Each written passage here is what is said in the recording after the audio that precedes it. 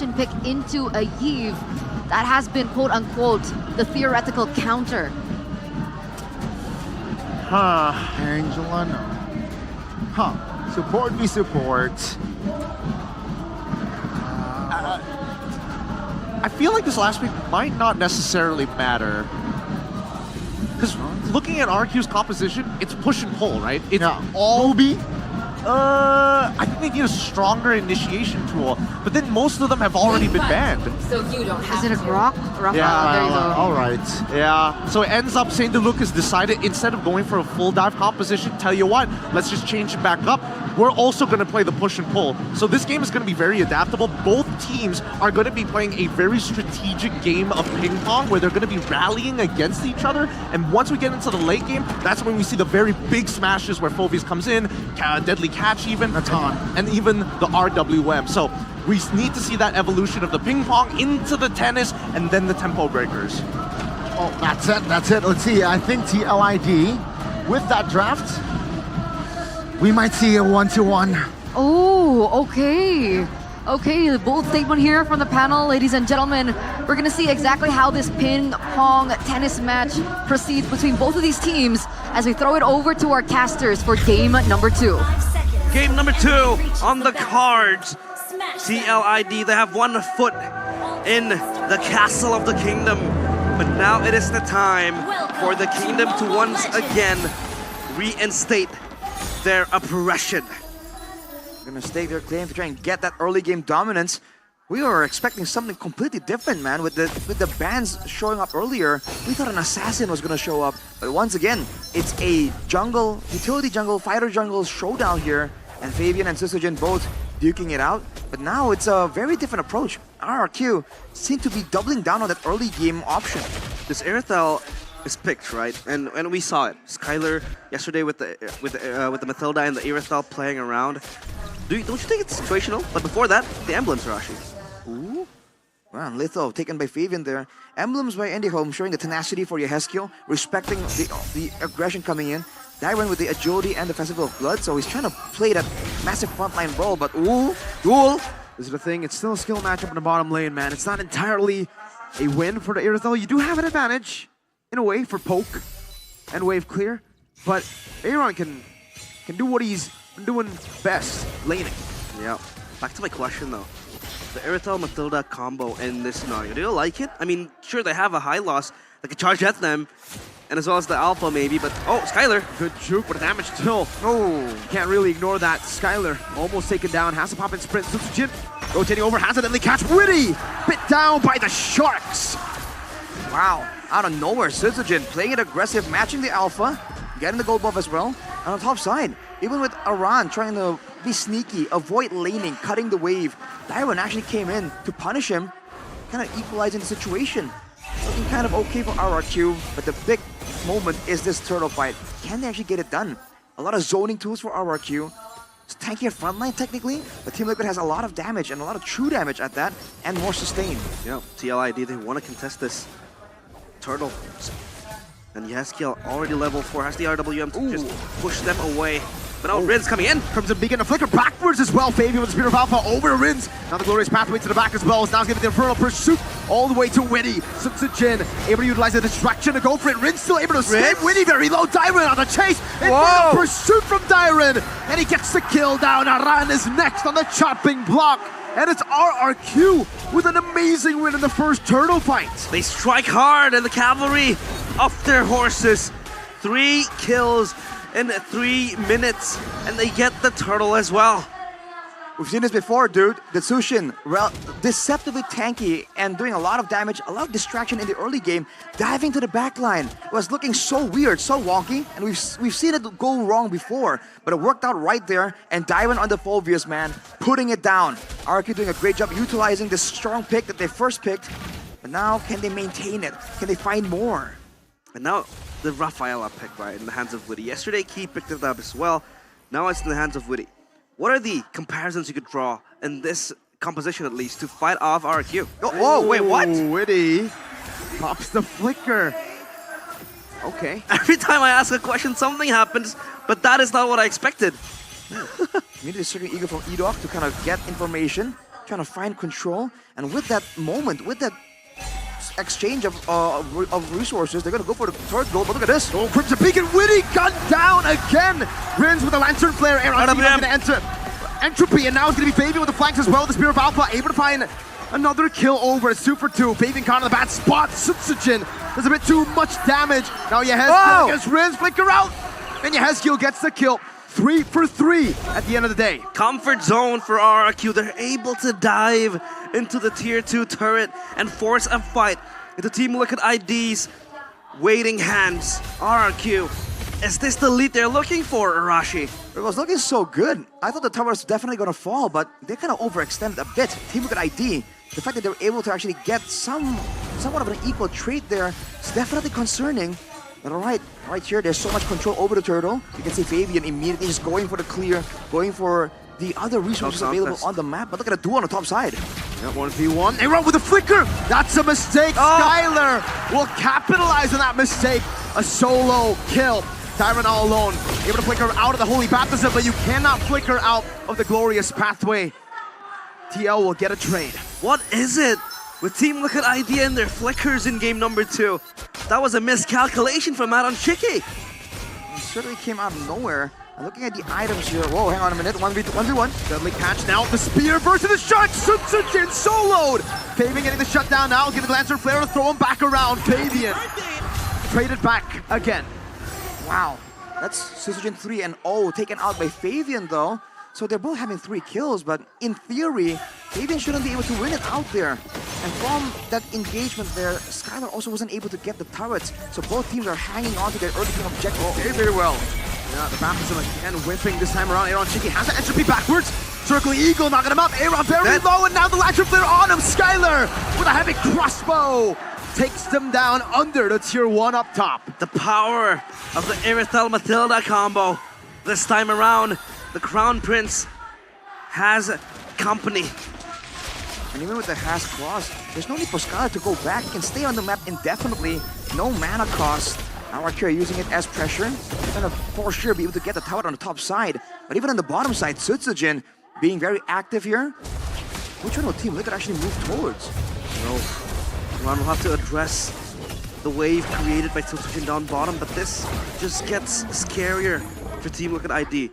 But in this scenario, Arashi, in this sort of circumstance, can they still bank on the Natan? I think they definitely still can. That's a lot of damage. That's disgusting. Oh man! That's just spoken away. That's just one War Axe, man. Around in the back now, looking for it. Oh, Spear of Alpha missing the Glorious Pathway. Dodged away from now the Circling Eagle to go onto Aran. Meanwhile, Tyron in the back, forcing real world. Palladium will be shredded down, and it will be a trade 1 for 1. But Witty picks a kill. It's an XP for an XP. Rrq get all the turtles in game 2. I think the big deciding factor here is the fact that both frontliners, the Hylas and the Phobias, one can kind of delay you, right? The Hylas is too beefy to kind of push through, but the Phobias can actually take you out, having a lot more damage built into the kit. So now Rrq can actually be a bit more aggressive because they know that Tyron, however you want to spin it, becomes a bigger threat compared to Aran on the Hylas. And that single advantage is allowing them to just control more ground. But again, Team Liquid have that late game. Circling Eagle, Aran, no vengeance this time around. The Holy Baptism, again from Witty, only landing onto Dyron. Yeah, and the Phobius can somehow skip the high loss as well, right? You could practically target the backline of TLID indefinitely as E-Dog just opens up the map for Rrq. Now the question becomes for TLID, how do they want to deal with this Phobius, Arashi? You just have to wait until they get a bit more damage, but even then, with the Vengeance, it's going to be difficult, so they have to kind of play the back and forth. That is what we theorized earlier with that Rafaela pick. They wanted movement speed, but look at Rins. Crimson Beacon, Aran still trying to go for the defense in the mid lane. Pops into the Glorious Pathway and dives all the way to the back.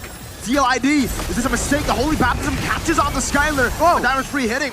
Now, 2 fights going on. Dyron able to get that Infernal Pursuit. Fabian very low. The chase around Cheeky! Again with the flicker forward, only to get gunned down by Skylar. The Stallion misses his flicker yet another time. Rrq, all hands on this game.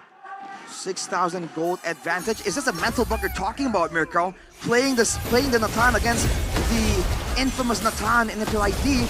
A lot of moments here where it seemed so close yet so far. Skylar on this Irithel that really shouldn't be doing so well. 5-1 and 5. The mobility allowing him to just be so aggressive. Holy Baptism, no, under the terminal. Skylar. Skylar now makes a mistake.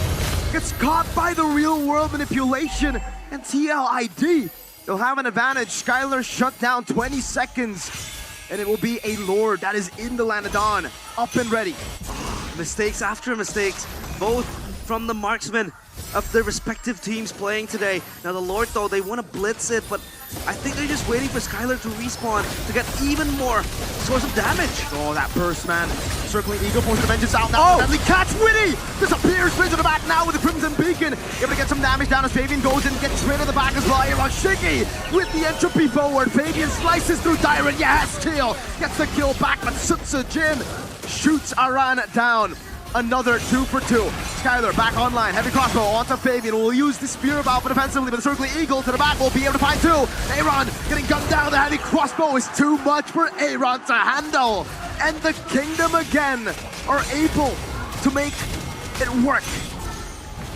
Team Liquid ID overzealous. They saw that momentum. They saw the mistake from Skylar. They thought that they had that Lord for sure, but they overstayed. Rrq were able to find a relatively equal trade, and the moment Skylar returns, that was a signal to retreat, but the cavalry just did not notice it. Wow! Almost just one-shotted. What is the damage? Yikes! A lot of damage from the Kingdom. They're angry. They don't want to give up their throne that easily. They don't want the castles to be usurped by the Stallions now. Rrq 1-5 as the Natan. Is there still a late game angle? If it goes long enough, there's definitely a late game angle. At 10 minutes, 6,000, we saw that Geek Time were able to come back from such a deficit, but Rrq, what is the plan here to crack open the base? This is the Nathan Eve combo with the Hylos. They do have Siege, they have the Irithel, but the Mage, it's a Sushin. What's the plan here for Kescue to really crack open this base? It might be some kind of dive. Yeah, it's more of a zoning mage with the Zeusin, right? You want the CC to keep on going, but the Lord will blitz and march forward. Lord in the bottom lane. No, first Lord, so should be able to defend this. Again, it's a Yve and a Natan combination. Last time we saw, I would think it was day 1. Fnatic Onic having a 12,000 gold lead, but struggling to end against a Natan and a Yve. Now we talk about it, right? The Natan and the Yve, 2 of the best base heroes for defense in this patch, in the playoffs at least. Will Rrq be able to topple down that foundation for TLID? Oh man, we'll have to see. Looking at the items right now, already the Glowing One and the Divine Glaive. So he's Yehezkiel here, not playing to shred the front line. He knows Dyron's gonna be taking up too much damage, too much sustain. He's gonna focus more on having burst damage available in case Skylar makes a mistake, in case Weedy finds a great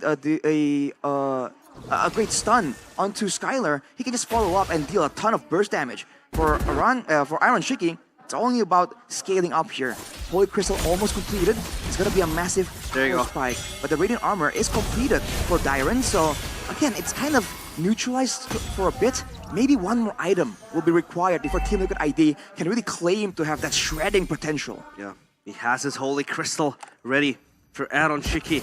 Now the big problem is he able to exert the damage? Because the problem is he has been overextending and creating, you know, minute plays that is not necessary, flickering forward with the entropy as well. That has been the criticism towards him since yesterday, even since 2 days ago in that match against Bigatron Alpha as well. Now it is a matter of how he will hold himself when the time comes. Now this is a delicate situation for Team Liquid ID. Rrq just want to get the Lord, try and get some structures, that's fine. But Team Liquid ID, if they fail here, they falter and lose their front line, there's a lot of ground that Rrq can chase them through, and there's a ton of mobility available for them. Yeah, this Lord is important. 7.9k gold lead in the hands of Rrq. They look to even subjugate TLID further. They look for the zone, and here goes the Circling Eagle. They spawn Fabian in the bush. Spear of Alpha, eat up. Able to flicker out, but whoa, the healing's there. Dyron with the flicker, finding 3, and now Skylar gets rid of all of them in the back. Jin with the red tree, and the Kingdom, they will take the fight here in the second Lord fight of the game. Skylar is a goddamn maniac. The Crown Prince might look for the Savage, but it's way too far. Yehezkiel still riding into the dying night, but the Kingdom is here. They wanna reinstate their aggressiveness towards the cavalry. A lot of damage, a lot of burst. Yes, Gil going for the play. RWM on the Skylar, very low with the Wishing Lantern, but again now in front of Pursuit, the Demonic Force onto them. Rrq will level the game, will level the series in a best of 7. Oh. It is 1-1. Woo!